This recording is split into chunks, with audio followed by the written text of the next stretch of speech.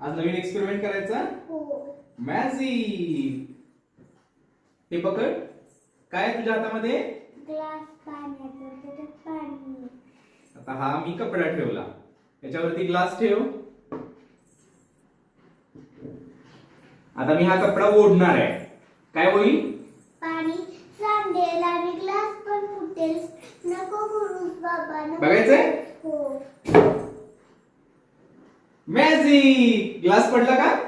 नाही, थांबलं तिथे. हे कशामुळे झालं तर न्यूटनचा गतिविषयक पहिला नियम, Newton's first law of motion. हा ऑब्जेक्ट पाण्याने भरलेला ग्लास आहे असा राहिला आणि हा कपडा जो आहे तो मोशन मध्ये होता. कपडा मोशन मध्ये होता आणि ग्लास जो आहे तो स्टेबल होता. त्यामुळे ग्लास तिथेच राहिला आणि कपडा निघून आला. हा आहे न्यूटनचा गतिविषयक पहिला नियम.